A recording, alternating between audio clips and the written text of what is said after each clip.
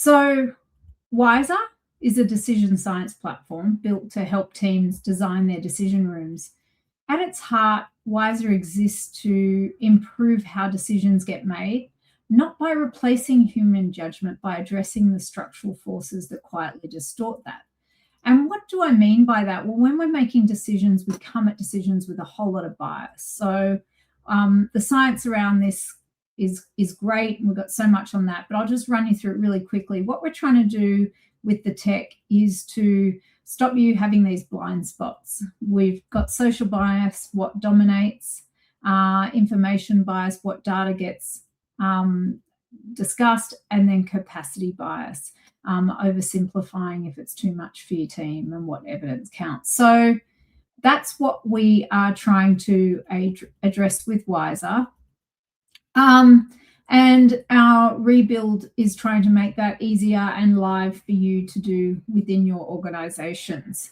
The uniqueness of what we're doing comes from three different things that no other tech is doing. We've got decision profiles, which comes from Dr. Juliet Bourke's research and, Scott Page's research from Michigan. And we've got 7 archetypes in that you individuals get, but then you can see how it all works together as an organization and as teams when you're making decisions.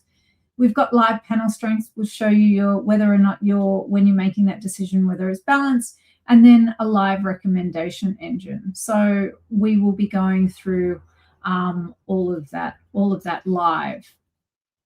So let us start the demo. And we will come over onto the live platform. So once I am running through this like you are an admin of an organization, so you will receive an email from Wizer. It will invite you in to do your decision profile. So here, take your decision profile. It takes about 3-4 minutes.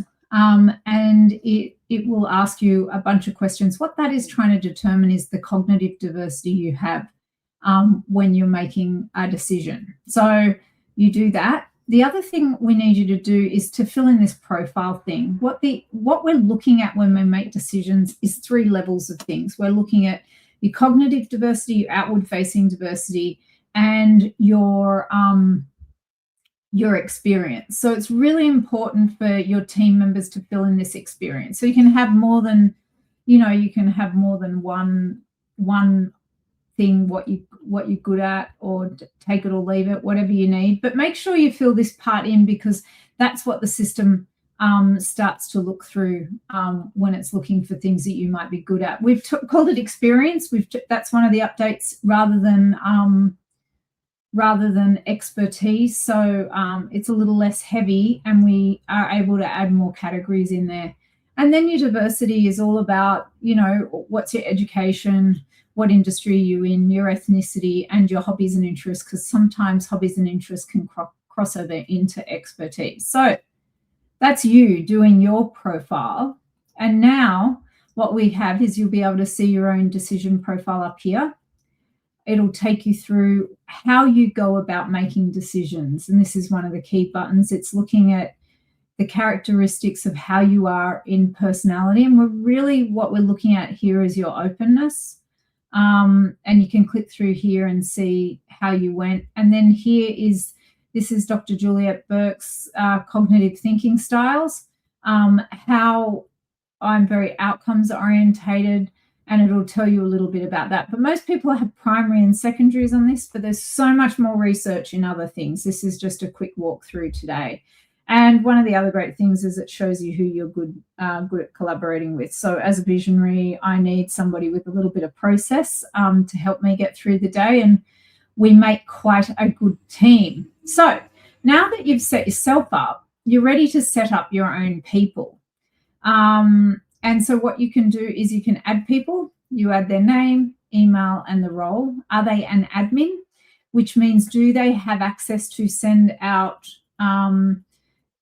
questions and decisions to people? You see all the aggregated data, and you can send out other invites. Internal teams mean that they can ask one another questions, but they can't see the aggregated data. And an external person might be an external stakeholder that you want to ask about a certain question, especially if you're making a decision that requires input from external communities. So that's how you set them up. We've also got a sample CSV, and you can download that and then upload that with your people. And as you can see, as they start to come in, you can see what groups and panels they're part of, also whether or not they've done their decision profiles or not. And if they haven't, and you keep asking, you can just press this button and send them a nice reminder to get that done.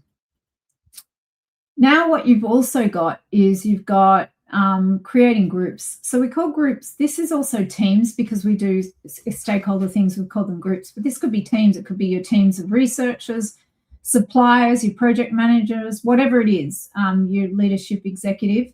And this is all important for when you're making a decision, but also your aggregated data. So you can easily add or remove a member. You can look at somebody that you might want to add for this and just simply save them.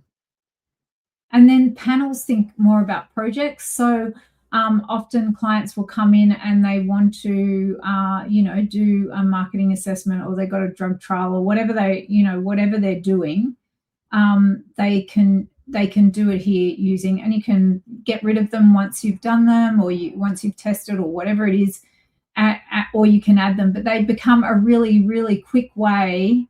We've got a strategy team over here. They could become a quick way of putting panels together, and then you can assess them when we are posting questions. So if we head over to post a question, this is where the real magic comes in. You come up here and ask a question to your team.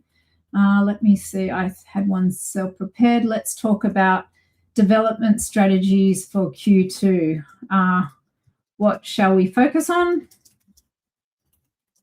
I could put an image up here if I wanted to that will go out to them all, but I don't need to do that. And then we'll go, why don't we make this one a multi-choice? So our option one will be, should we do our micro consulting platform? We can add a picture or not. We can then just add a bunch of different options in here really quickly.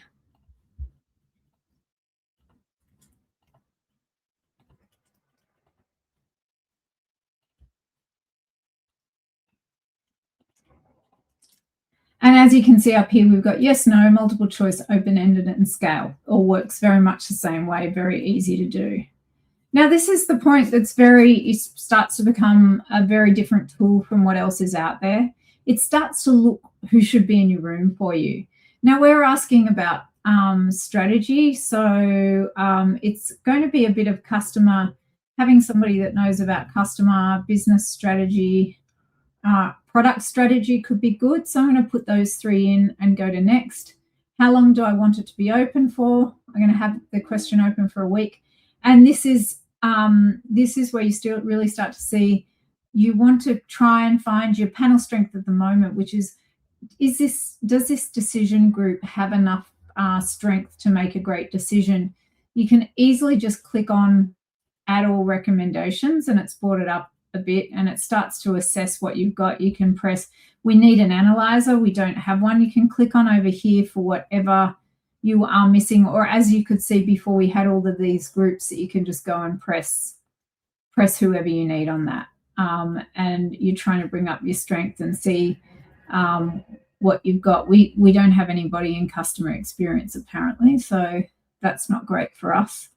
And it'll just let you know what you could add to make it stronger. And then I can check my question, and then I send away. And once they come in, you've got your results in here. And I will try and pick one that we do a lot of testing. But once you have it in here, you can kind of see male, female breakdown, the age, depending on who voted, the ethnicity, and your teams in here. So you get that for each and every question that you've got running. And then Over here is fantastic. You've got you're all about your people.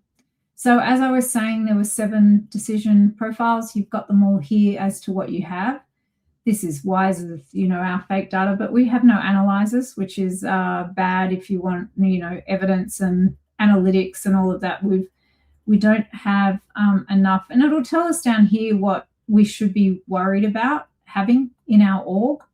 And then it breaks it down by teams for you here. We see in a lot of clients, they'll often only have 2 or 3 of the types when they're making decisions. But what that actually means is you can just bring in other people from other areas. It shouldn't, it should de-silo you a little bit and help you. But once again, this is just Wizer data. And then it shows your diversity score overall.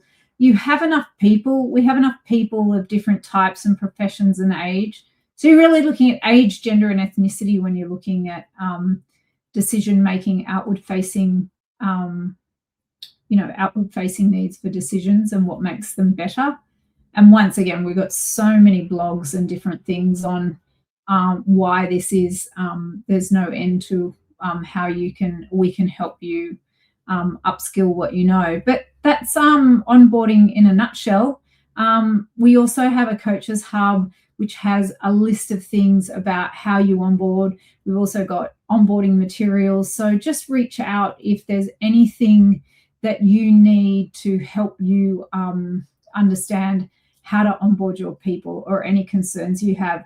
And we also have a bunch of presentations about how to present this data should you want to your teams. But we have no end of resources, and I hope this was helpful, and reach out if you have any questions. Thanks, team.